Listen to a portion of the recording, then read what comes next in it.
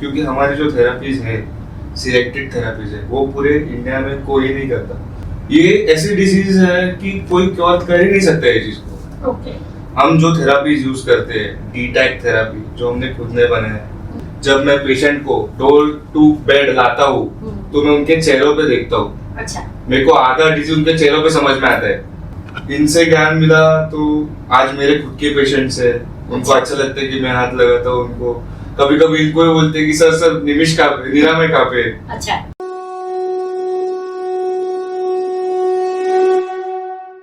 नमस्ते। आज की भागदौड़ भरी जिंदगी में हर व्यक्ति सचमुच पैसा, शोहरत, इज्जत के पीछे भाग रहा है।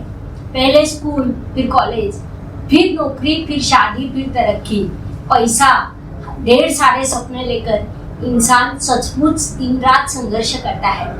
लेकिन इन सब के बीच सबसे महत्वपूर्ण और अनमोल शरीर का स्वस्थ इंसान से चूक जाता है। ऐसा कहा जाता है कि इंसान पैसा कमाने के लिए अपने स्वास्थ्य को जोखिम में डालता है और बाद में दोबारा उसी स्वास्थ्य को पाने के लिए पैसा खर्चा करता है। लेकिन अक्सर ऐसा नहीं हो पाता। विज्ञान में प्रगति के साथ साथ चिकित्सा क्षेत्र में भी काफी बदलाव आए हैं। कहीं न कहीं पैसे कमाने के इर्द गिर्द ये लोग घूमते हैं। मेडिकल क्षेत्र में बहुत सारी गलत चीज़ों को बढ़ावा दिया जा रहा है। जहाँ जरूरत नहीं वहाँ सर्जरी की जाती है, परिणामों की परवाह की नहीं जाती। आजकल हर कोई अजीब स्थिति देख रहा है, जहाँ हर बीमारी से छुटकारा पाने के लिए अलग अलग दवाएं ली जाती है, वही साइड इफेक्ट भी आते हैं। इन सब के समाधान के लिए कोई उपचार किया जाए तो कैसा रहेगा? संक्षेप में ये पॉडकास्ट उन लोगों के लिए है कि जिनको अपनी तबीयत अच्छी रहे, यह उनका सपना है। उनकी जिज्ञासा अभी चरम सीमा पर है और इसीलिए मैं परिचय करवा देती हूँ आज के हमारे प्रमुख अतिथि जो पॉडकास्ट में आए हैं, डॉक्टर विवेक बेंडाले सर। सर नमस्ते। आप हमारे मराठी चैनल पर भी आए थे और मुझे याद है मराठी चैनल पर 1 लाख के ऊपर व्यू गए और काफ़ी लोगों ने काफ़ी सराहना भी की। और इसीलिए मुझे ऐसा लगा कि मराठी चैनल के प्रेक्षकों को जिस चीज़ का फायदा हुआ वही चीज़ हमारे हिंदी भाइयों को भी मिलनी चाहिए। इसीलिए हम आज हिंदी चैनल पर मिल रहे हैं। हमारे साथ है हमारे गुरुवर्य श्री नरेंद्र जी सहस्त्रबुद्धे सर, वास्तु तज्ञ, जिनके पॉडकास्ट आप अक्सर पसंद करते हैं। तो बेंडाले सर से पहले मैं हमारे गुरुवर्य से विनती करूंगी कि वो कुछ हमें पहले बताए, फिर हम लोग बेंडाले सर से बात करेंगे। आज के ज़माने में होलिस्टिक हीलिंग को बहुत सारा महत्व आया है और डॉक्टर बेंडाले साहब जो हैं वो एक चमत्कार है, समझिए। जैसे भगवद गीता में कहा है, मुकम करोति वाचालम पंगुम लंघयते गिरिम। उस प्रकार के चमत्कार मैंने खुद मेरी आंखों से डॉक्टर विवेक बेंडाले साहब के पास देखे हैं कि माइक्रो कैपिलरी सर्कुलेशन सिस्टम एक ऐसी कला उन्होंने प्रस्थापित की है कि वो कला के माध्यम से जो भी असाध्य से असाध्य रोग रहते हैं उन सब को कुछ समय तक ट्रीटमेंट दे देकर धीरे धीरे ऐसी पटरी पर लाते हैं कि वो पेशेंट उठकर अपने दिन के सब व्यवहार खुद ब खुद उत्तम तरीके से कर सकता है। ये डॉक्टर विवेक बेंडाले साहब की खासियत है। मधुमेह हो, हाई ब्लड प्रेशर हो, लंग्स हो, किडनी हो, लिवर हो, किसी भी प्रकार के पेशेंट्स पर उनके माइक्रो कैपिलरी सर्कुलेशन सिस्टम एक थेरेपी के तौर पर जिस तरीके से करते हैं, दिखने में तो बहुत सिंपल चीज दिखती है लेकिन परिणाम के तौर पर इतनी बढ़िया है कि जिसका मैंने खुद भी अनुभव लिया है। इसलिए मैं हर वक्त कहता हूँ कि वैद्यक शास्त्र में एक इंजीनियर डॉक्टर विवेक बेंडाले साहब जो खड़े हैं वो डॉक्टर बन के एक मिरेकल मैन करके खड़े हुए हैं, ऐसे मैं कहता हूँ। और मेरी हर प्रकार से मैं इनको सदिच्छा और आगे आने वाले भविष्य में इनको कहता हूँ कि एक बड़ा आश्रम खोलिए और होलिस्टिक हीलिंग सेंटर निकाल दीजिए, और जहाँ पर जितने दीन दुखित आरती से भरे हुए लोग हैं, प्राण आरती नाशनम बोलते हैं, तो इस प्रकार से आप ट्रीटमेंट करते जाइए, लोगों को जीवन में सुख शांति समाधान मिले। और क्या चाहिए? तो मैं कहता हूँ डॉक्टर विवेक बेंडाले हैं तो सुख शांति समाधान मिलना संभव है। जय गुरुदेव। और एक ऐसी कथा है कि उनके सुपुत्र निरामय बेंडाले, ये भी गए 10 साल से उनके साथ बचपन से ही ट्रीटमेंट करते आए हैं, और एक उभरती जिंदगी जीवन में क्या कर सकती है, तो वो पूरा वारसा जिसको कहते हैं वो बेंडाले साहब की तरफ से इनमें पूरा आविष्कृत हो गया है। इसीलिए आज बेंडाले साहब इतने आराम से इत्मीनान से बैठ सकते हैं। ये निरामय की बड़ी खासियत है। पिता और पुत्र आज दोनों हमारे साथ हैं। दोनों ने एक ही सेवा कार्य में काफी आगे कदम बढ़ाए हैं, और ऐसे पेशेंट की जो ऑपरेशन टेबल पर पहुंच गए वो भी बिना ऑपरेशन किए घूमने फिरने लग गए। इससे बड़ी बात क्या हो सकती है। मैं बेंडाले सर से और उनके सुपुत्र से विनती करूंगी, क्या होता है हम हमारी ओर से पहचान करके देते हैं, लेकिन आप अपनी पहचान खुद बताओ तो और भी ज्यादा अच्छा रहेगा। मैं एक ये आर्थो प्राकृतिक चिकित्सालय का फाउंडर हूँ, और अपने naturopath, chiropractors, acupressure, acupunctures, colour therapy, शिहासु जापानीज थेरेपी, सब कोरियन थेरेपी, ये सब करने के बावजूद भी मुझे ऐसा लगा कि इसमें भी और कुछ बचा हुआ है।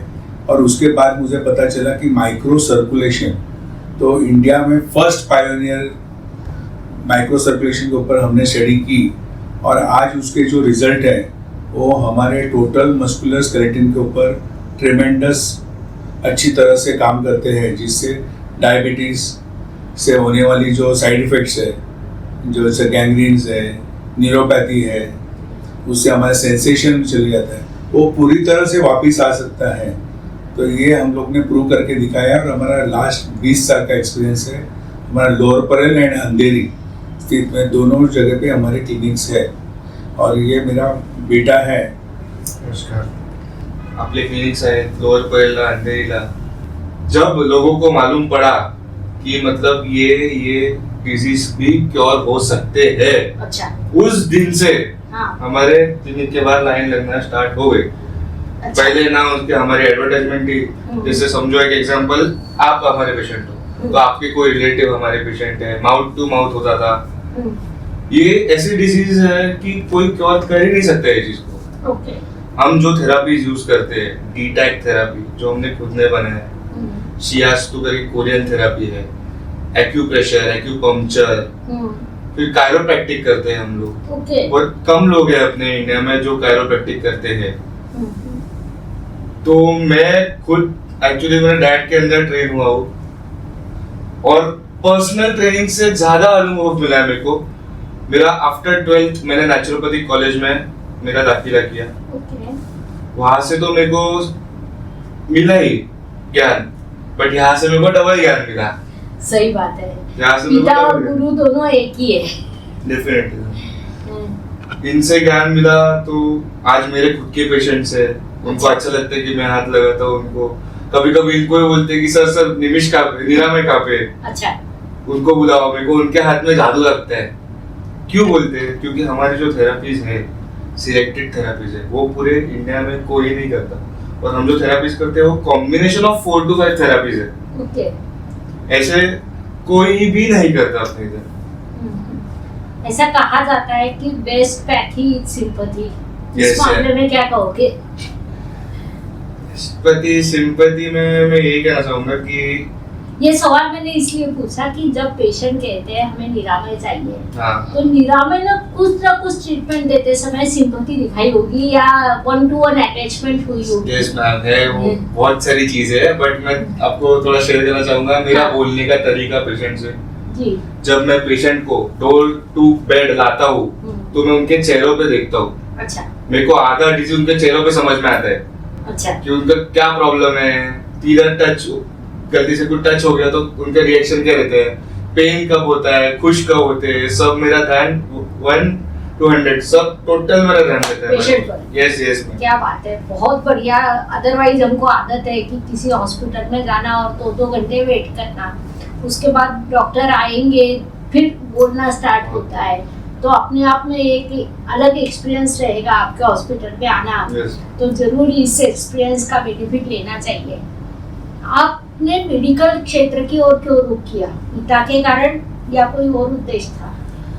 पिताजी ने मेरे को बचपन से लेकर अब तक एक ही चीज सिखाई है कि पैसे तुम कुछ मुंबई में रहते हो, पैसे तुम कमा लोगे, बट बुजुर्गों की ब्लेसिंग्स हाँ ये हर जगह नहीं मिलती। हम बीच में कैंप्स रखते थे जिनके अफोर्ड नहीं करते कुछ नहीं, हम सबको बुलाते थे और मैं खुद उनको ट्रीट करता था। इतना ब्लेसिंग्स मेरे को नहीं लगता कि ये फील कर रहा हूँ मेरे को कहीं और मिल सकते हैं मैडम। सही है, मतलब आपको सेटिस्फेक्शन भी बहुत बहुत अच्छा बहुत मिल रहा है। बहुत सर मैं आपसे पूछना चाहूंगी कि स्वस्थ रहने के लिए किन किन बातों पर ध्यान देना चाहिए? सबसे इम्पोर्टेंट है हमारा खुद का शरीर, जी उसके बाद उसका आहार और विहार। शरीर अगर चाहे तो हम आईने में देख के खुद बता सकते हैं कि हमको बीमारी क्या है, और हमको देखने के लिए आँख चाहिए। मैं हमेशा लोगों को कहता हूँ कि आप अपना खुद का शरीर के ऊपर 5 मिनट सुबह में दिया करो, तो आपके शरीर में जो भी बदलाव होता है वो आपको आईने में दिख जाता है, मगर आपको पता नहीं रहता कि ये बदलाव हमारा एज के हिसाब से हुआ है कि बीमारी के कारण हुआ है। और अभी हमने ये जो माइक्रो सर्कुलेशन जो ट्रीटमेंट का जो रिसर्च किया हुआ है, तो इससे हम लोगों को MRI का या स्कैनिंग का जरूरत नहीं लगती है। सामने से चेहरा देखने के बाद में उसका बॉडी अलाइनमेंट देख के हम लोग बता सकते हैं कौन से एरिया में प्रॉब्लम्स है और उससे क्या क्या डिसीज हो सकते हैं। और इससे रिजल्ट इतने फास्ट हो जाते हैं क्योंकि आज तक हर चीज हम लोग जो भी मेडिसिन लेते हैं, जो भी मेडिसिन है वो बॉडी में पहुंचने के लिए फर्स्ट उसका बॉडी के अंदर का प्राणवायु घूमना जरूरी है, क्योंकि वो घूमता नहीं है तो आप कितनी भी दवाई खाओगे तो आप ठीक नहीं हो सकते। तो इसलिए सबसे इम्पोर्टेंट है बॉडी अलाइनमेंट, उसके बाद में उसका सर्कुलेशन, और सर्कुलेशन अगर नहीं है तो आपको सर्कुलेशन करना पड़ेगा। बॉडी अलाइनमेंट अगर हम बोलेंगे हम हेल्दी है, काफ़ी मजबूत है दिखने में, तो मैं उसको नहीं मानता हूँ। जिसकी अगर अलाइनमेंट अगर गलत है और वो कितना भी हेल्दी होगा तो वो 50 साल 60 साल में लकड़ी लेके चल सकता है, और जो आदमी का अलाइनमेंट प्रॉपर है तो 120 साल तक वो हाथ में लकड़ी नहीं ले सकता है और अच्छी तरह से जी सकता है, ये गारंटी से मैं बोल सकता हूँ। और जो भी हमारे को 10 साल आगे होने वाला डिसीज हमारे बॉडी पे पहले से ही मालूम पड़ना शुरू हो जाता है।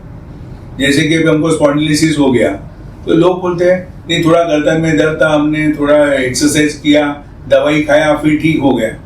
फिर आप अगर हिस्ट्री हमने देखा, अभी 20 साल का मुझे एक्सपीरियंस है कि जो आदमी को गर्दन में दर्द था 20 साल पहले, वो 2 साल में फिर बंद हो गया, फिर 5 साल में चालू हो गया, फिर दवाई खाया, फिर एक्सरसाइज किया, फिर ठीक हुआ, फिर 4 साल के बाद वापस हुआ। उसके बाद उसको इतना पेन बढ़ गया कि डॉक्टर के पास चेक करने, डॉक्टर ने बोला अभी MRI आप निकालो, और MRI में दिखता है कि आपका डिस्क पूरा घिस गया है। इसका कारण क्यों है? क्योंकि आपने पेन किलर खा के उसको सप्रेस करते करते करते करते हमारे ब्रेन को ऑर्डर दे दिया कि मुझे पेन होता नहीं है, पर एक्चुअल में पेन अंदर है, और उसको सर्वाइव होते होते आपका डिस्क खराब होने से आप घर पे बेड पे आ जाते हो। और इसलिए मैं कहना चाहता हूँ कि जब भी आपको पेन आता है तो आप उसकी सही तरह से इलाज करवा लो, या जो भी है एक्सपर्ट उनके पास जाओ, मगर खाली फुकट मेहनत मत करो। नीरा में मैं आपसे पूछना चाहूंगी, आजकल हर कोई बीमार है, फिर वो छोटा बच्चा होगा, बड़ा होगा, बूढ़ा होगा, तो इसके पीछे वजह क्या है? वजह ये है मैडम कि कोई स्पोर्ट्स प्लेयर रहता है, कोई बचपन से स्कूल में ज्वाइन करता है स्पोर्ट्स, कोई इधर उधर जाके खा रहता है, समझता नहीं है किसमें क्या शुगर है, लीस्ट बॉदर्ड हो गया आज के जनरेशन, टू बी ऑनेस्ट मैं भी सेम जनरेशन का हूँ, बट लीस्ट बॉदर्ड हो गया। यस ईटिंग, प्लेइंग, कभी ट्विस्ट हो गया। हम लोग के जॉइंट स्पेशलिस्ट है, हमारे आधे पेशेंट्स मैम ऐसे ही है, जॉइंट पेन। कितने लोग तो मैम ऑपरेशन करने के बाद आफ्टर 6 मंथ उनको पेन स्टार्ट होता है, अच्छा फिर हमको फोन आता है। और कितने लोग ऐसे है कि मतलब कल ऑपरेशन है और आज उनको पता चला है अच्छा कि ऐसा ऐसी संस्था है करके करते हैं करके, तो वो हॉस्पिटल आ जाते हैं। हॉस्पिटल से पेशेंट भाग जाते हैं। यस, वो छोड़ के हमारे पास आ जाते हैं भाग के कि अरे सर विदाउट ऑपरेशन अगर आप ठीक कर सकते हो ये सब, तो गुड थिंग। सर मैं आपसे पूछना चाहूंगी, आप को कहते हुए मैंने 2-4 बार सुना है कि पेशेंट के बॉडी को देखकर, उसका पोस्चर देखकर आप पहचान सकते हैं कि इनको बीमारी क्या है, तो उस बारे में क्या कहना चाहोगे? हमारा बॉडी का जो नेचर है, हमको 10 साल पहले अगर मालूम पड़ता है, जो हमारा जो चेहरा है उसका जो डिज़ाइन है भगवान ने बनाया हुआ, ये काफ़ी इक्वल होता है चारों बाजू से। और जब हमको कोई डिसीज आना शुरू होता है तो हमारा शरीर का एक माइक्रो लेवल पे सर्कुलेशन वीक होना शुरू होता है एक पार्ट में, और उस पार्ट का जो प्रेशर है वो हमारे चेहरे से दिखता है, फिर उसके बाद में हमारा स्पाइन पे दिखता है, और फिर आपका जो एंगल है वो आस्ते आस्ते टर्न हो जाता है, और टर्न होने से आपको मालूम पड़ जाता है कि आगे फ्यूचर में कौन सा डिसीज आएगा। जैसा सपोज अभी मैं एग्जांपल में बोलूंगा कि जैसा आपका स्पाइनल कॉर्ड ऊपर की तरफ से बेंड हो चुका है, तो आपको डिप्रेशन, माइग्रेन, कफ, सब चीज, मतलब चिड़चिड़, आपको नींद नहीं आना, तो ये सब चीज हमारे सिर्फ पोस्चर होने से। क्यों? क्योंकि हमारी जो कॉस्मिक एनर्जी जो ऊपर से आती है वो सीधा नीचे ग्राउंड होना चाहिए, वो होती नहीं है। पोस्चर राउंड गलत होने से उधर ही घूमती है, तो उधर ही घूमने से जब ये पोस्चर हम वहां से उसको सीधा कर देंगे तो एनर्जी सीधा नीचे जाना शुरू हो जाएगी। आपका जो भी कफ हो रहा है, आपको जो भी माइग्रेन हो रहा है, जो वायु हो रहा है शरीर में, वो सब नीचे जाना शुरू हो जाएगा और आपके डिसीज निकल जाएंगे।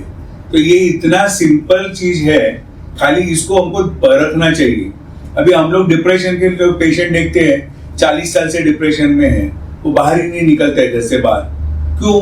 क्योंकि वो दवाई खा खा के उसकी पोस्चर इतनी आउट हो जाती है कि आज से मैं आपको बोलूंगा कि आप देखो कि कोई डिप्रेशन का पेशेंट आपको सीधा दिखेगा नहीं, वो आपको हमेशा एंगल उसका चेंज हुआ दिखेगा, दिन से दिन वो अंदर गया हुआ दिखेगा, उसके फेफड़े जो है वो अंदर की तरफ शिफ्ट हो जाएंगे, उसको प्राणवायु कम मिलना शुरू हो जाएगा और वो दिन से दिन बेड रिडन होना शुरू हो जाता है।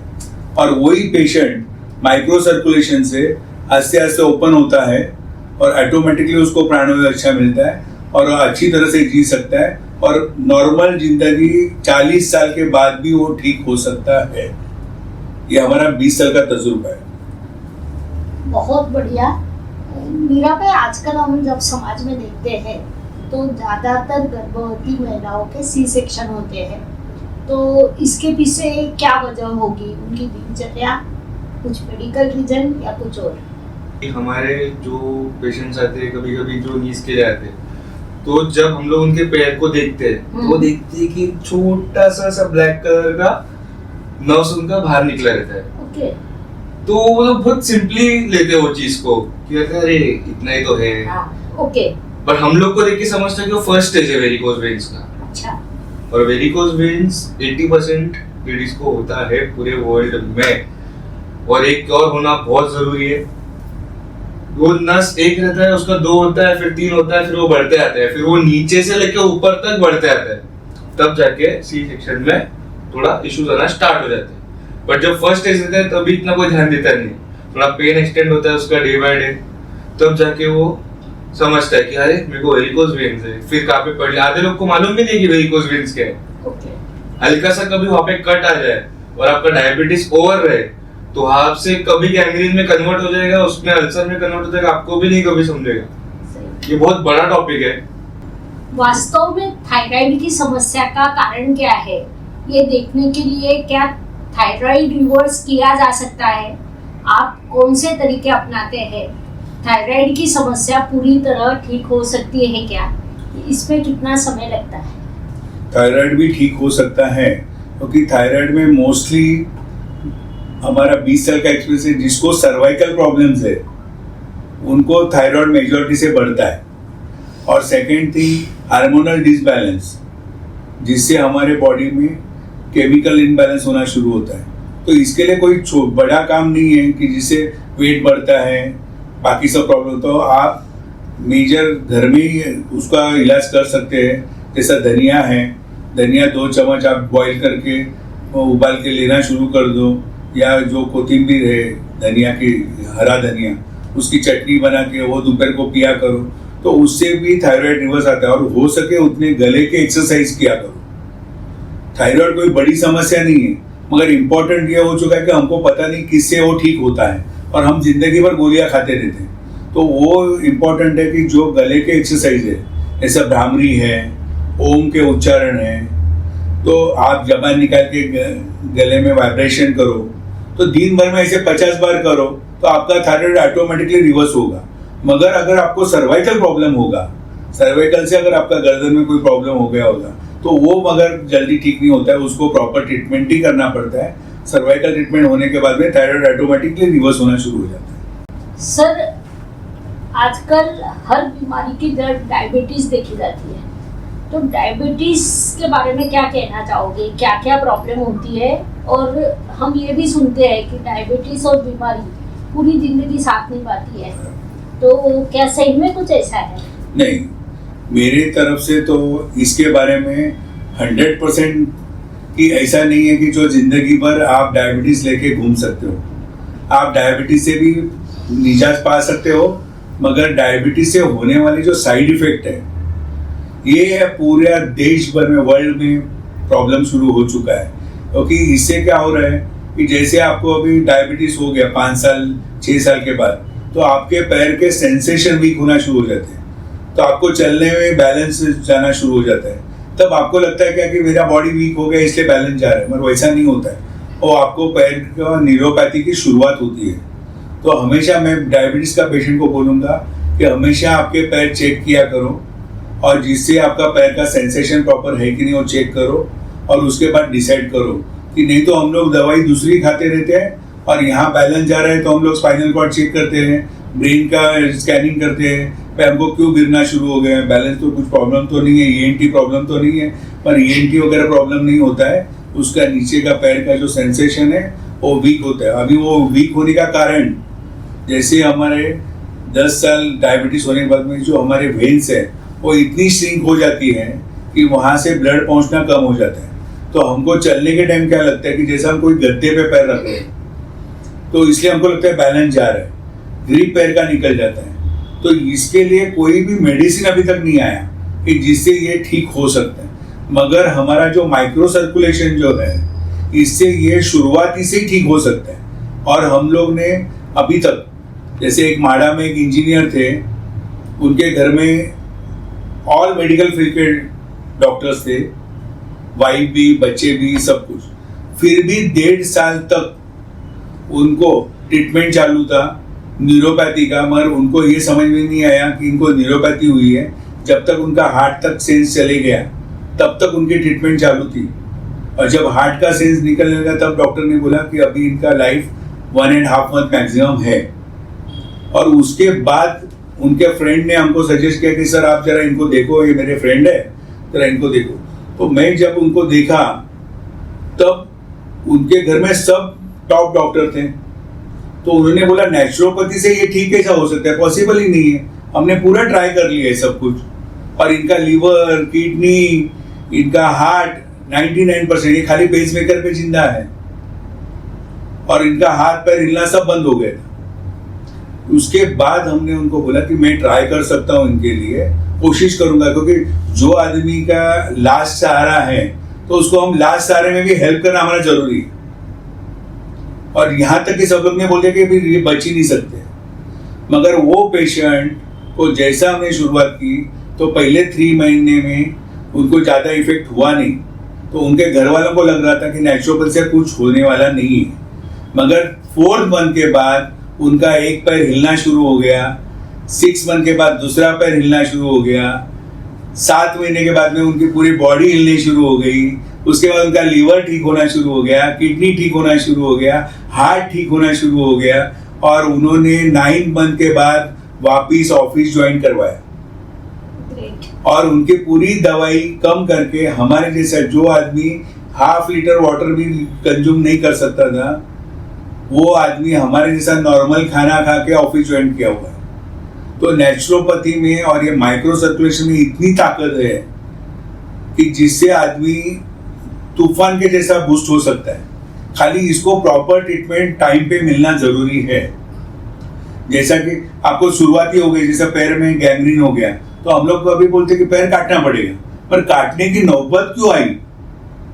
जब हमारे पैर में बारीक बारीक ब्लैक कलर के स्पॉट्स आना शुरू होते हैं तब भी आपको अलर्ट होना जरूरी है कि भाई मेरे पैर में प्रॉब्लम शुरू हो गया, क्योंकि वो गैंग्रीन की शुरुआत होती है और हमें ये सब पता नहीं चलता है।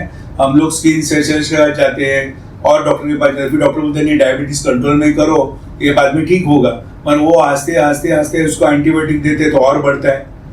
क्योंकि इसका मूल कारण ये है कि इसका जो माइक्रो सर्कुलेशन है वो उधर बंद होना शुरू हो गया है और उसके कारण ये बढ़ना शुरू हो गया। और जब ये ब्लैक स्पॉट जब आते हैं और उसी वक्त अगर आप ट्रीटमेंट करोगे तो आपका पैर काटने की नौबत कभी नहीं आएगी। और हमारा मिशन है, अपने काफी लोगों के पैर दोनों काटने को बोले हुए बचाए हुए हैं। हमारा सकाल पेपर में भी एक ये आया था आर्टिकल, उसमें भी उन्होंने बताया कि उन्होंने आके हमारे पास देख के भी गए कि कितने पेशेंट उन्होंने बचाए।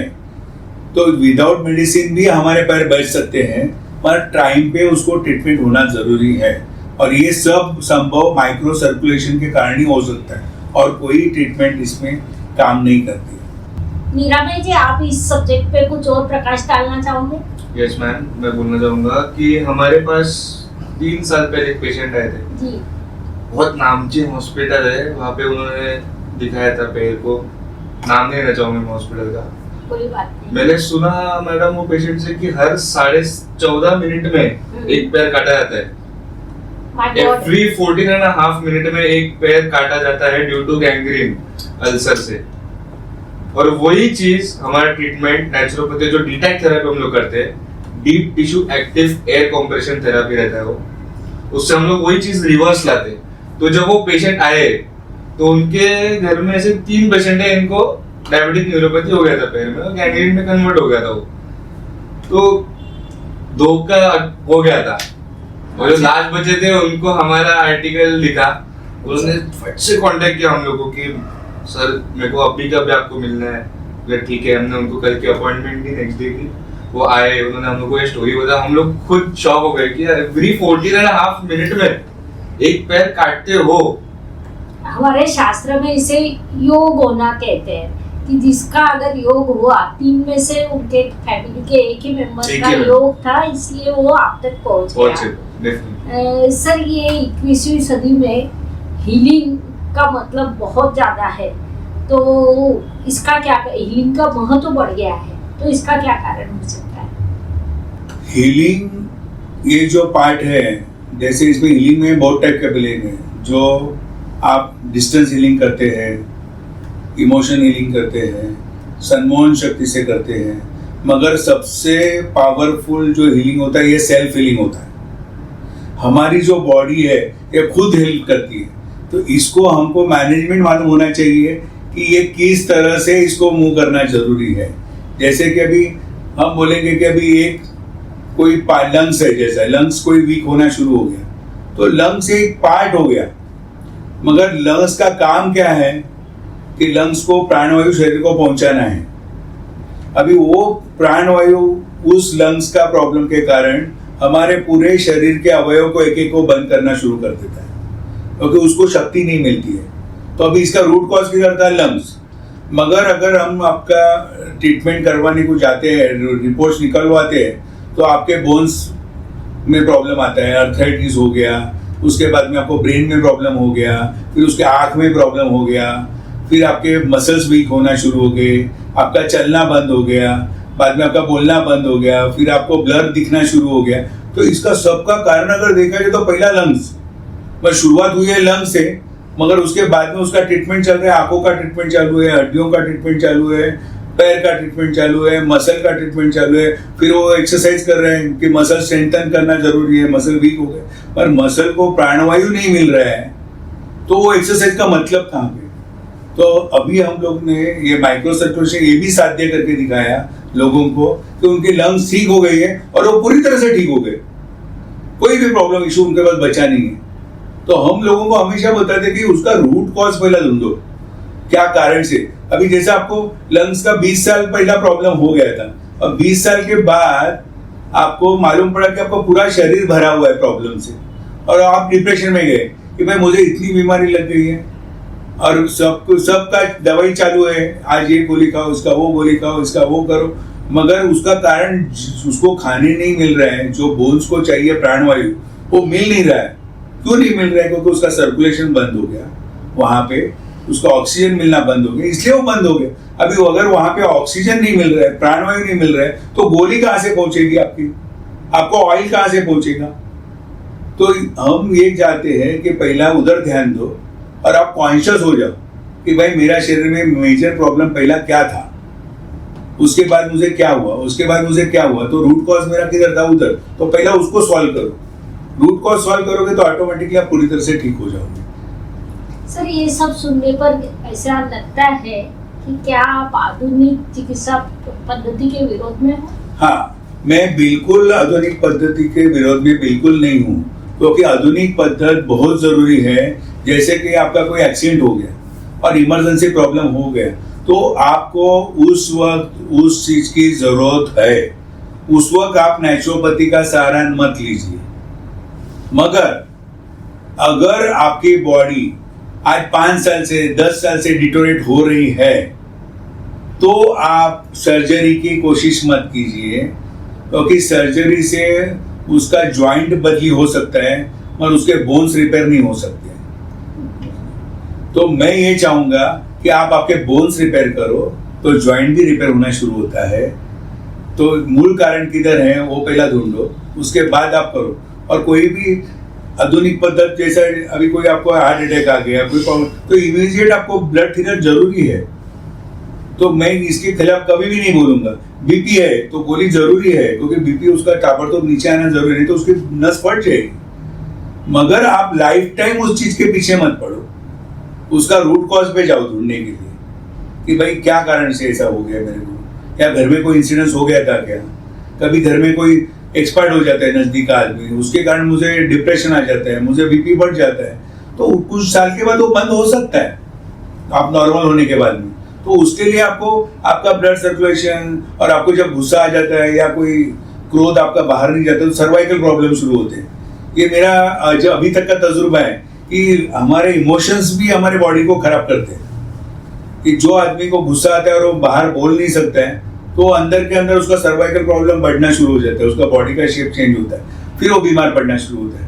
तो उसका रूट कॉज कहाँ पे हो गया, उसको शॉक हो गया। तो पहला उधर से आप न्यूट्रल बनना शुरू करो, फिर बॉडी को सुधारो, उसके बाद उसके लिए दवाई मत लो तुरंत, क्योंकि दवाई से उसका पोस्चर ठीक नहीं हो सकता है, दवाई से उसका माइक्रो सर्कुलेशन ठीक नहीं हो सकता है, उसका माइक्रो सर्कुलेशन खुद को ही करना पड़ेगा। नहीं तो कोई ट्रीटमेंट हमारे जैसा डीटैक ट्रीटमेंट जो है वो आप करोगे तो आप पूर्व तरफ, जैसे भी आज मैं एज का बोलता हूँ कि 108 साल से लेके 6 महीने से बच्चे से लेके 108 साल का बच्चा भी हड्डियों की बीमारी से ठीक हो सकता है, और ये हम लोग ने किया हुआ है। तो इसलिए आप वो सब चीज में मत सोच के एज हो चुका है अभी बन नहीं सकता है, या एज होने से ऐसा होने वाला है, ऐसा कुछ नहीं है। अगर हमारा शरीर सुदृढ़ है तो आप अगर देखोगे तो 100 साल का आदमी भी 25 किलोमीटर चलता है और 25 साल का आदमी भी 5 किलोमीटर नहीं चल पाता। तो इसका कारण ही ये है कि हमारा सर्कुलेशन वीक होना शुरू हो गया। तो ये इधर आप ध्यान देना जरूर कीजिए। बहुत सही।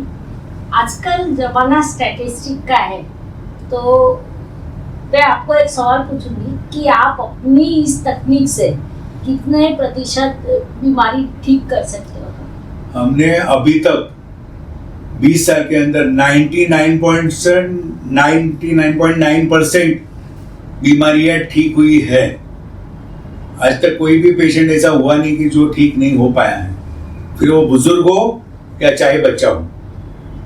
जैसे कि नी सर्जरी है या स्पाइन सर्जरी है, वो सब ठीक हो सकते हैं अच्छी तरह से। क्या आप सभी सर्जन जनजाति के खिलाफ खड़े हैं? क्या इसके लिए कोई मजबूत सबूत दे सकते हैं?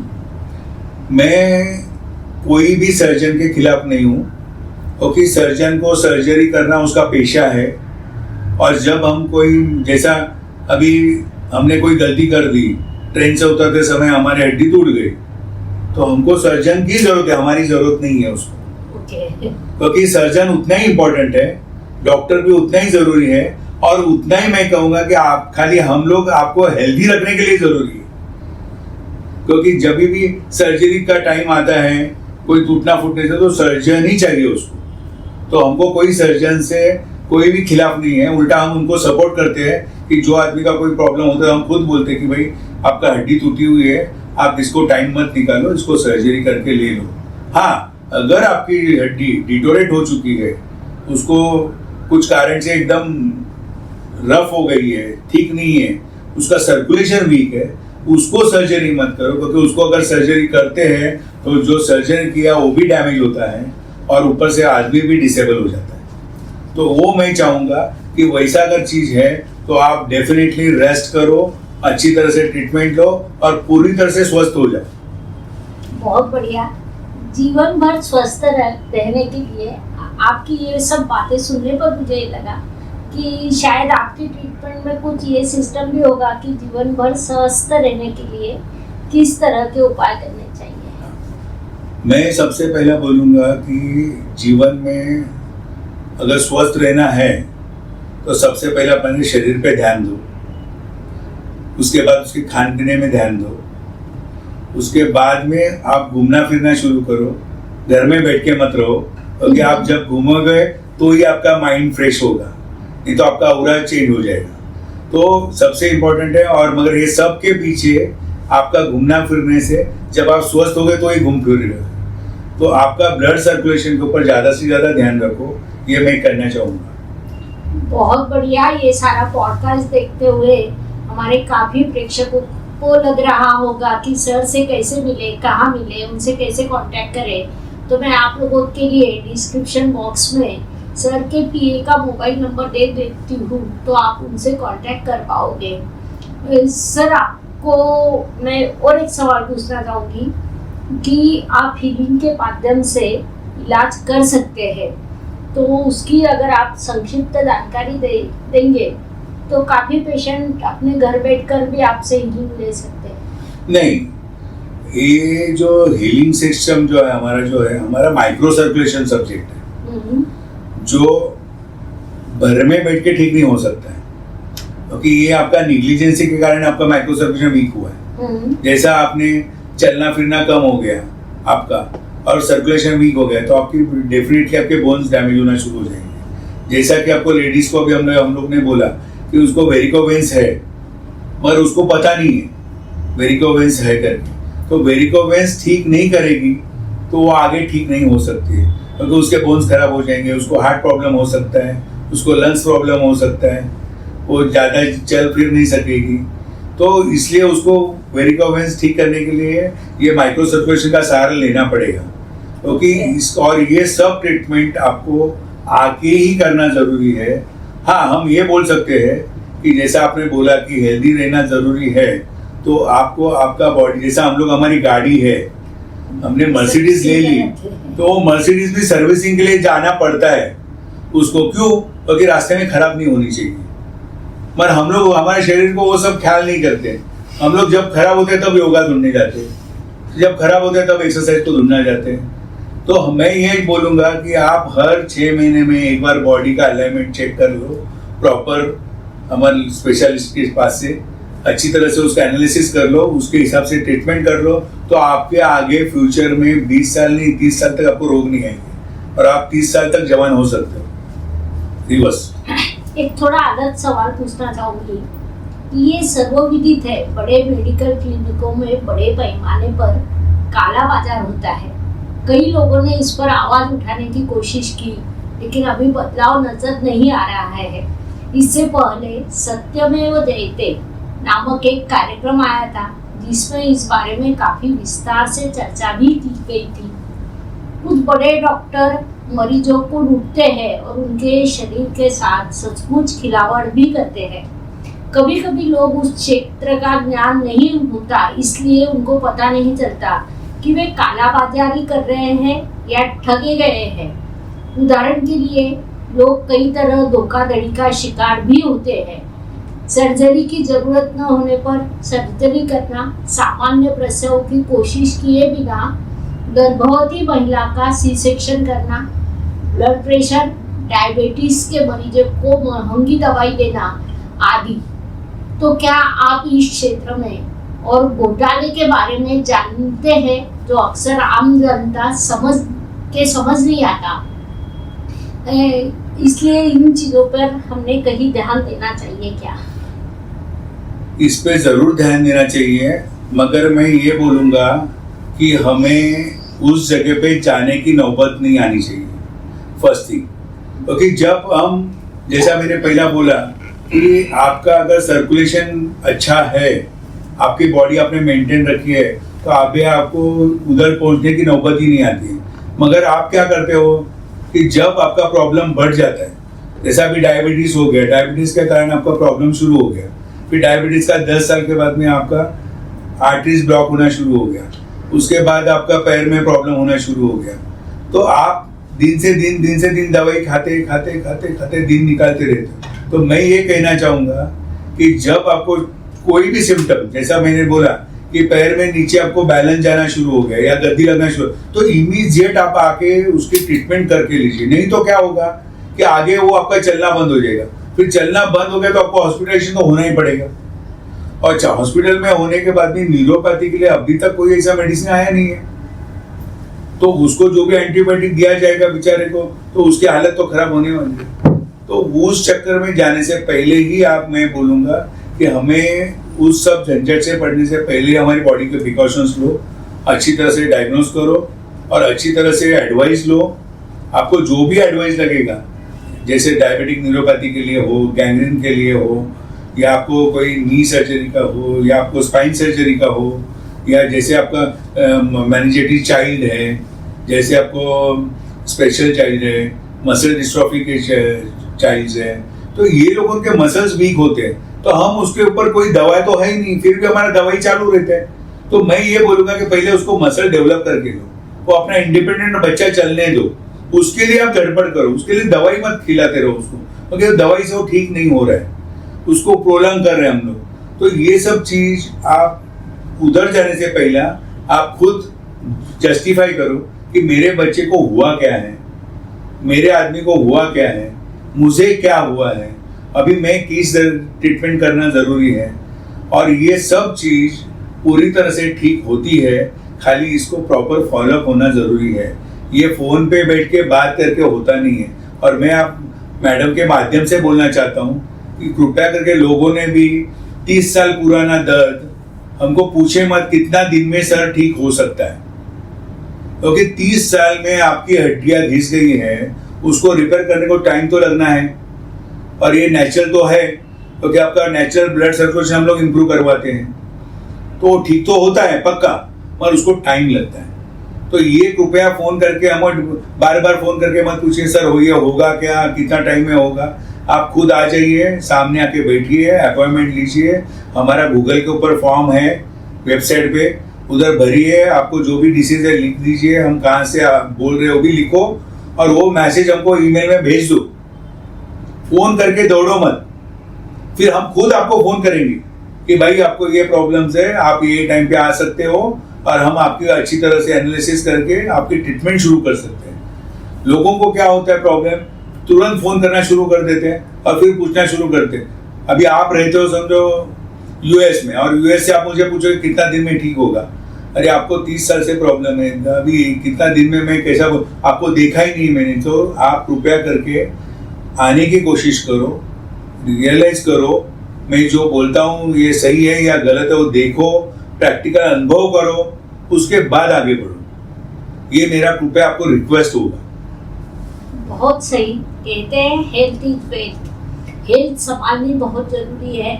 और हम ये करते हैं कि डिस्क्रिप्शन बॉक्स में आपका मोबाइल नंबर नहीं देते बल्कि मेल आईडी दे देते हैं, या फिर वेबसाइट का एड्रेस देते हैं, ताकि आप लोग खुद वहाँ कांटेक्ट करें, सर से मुलाकात करें। आपकी हेल्थ जैसी अच्छी हो तो और ज़्यादा जिंदगी में तरक्की करें। धन्यवाद। शुभम भवतु। जय ज्योतिष। ज्योतिष का अध्ययन तथा शास्त्र की शास्त्रीय तरीके से पढ़ाई करने के लिए मेरी 2 किताबें प्रकाशित हो चुकी है, उनका अवश्य लाभ लीजिए। Please like, share and subscribe the channel. और हाँ, बेल आइकॉन दबाना ना भूलें। धन्यवाद।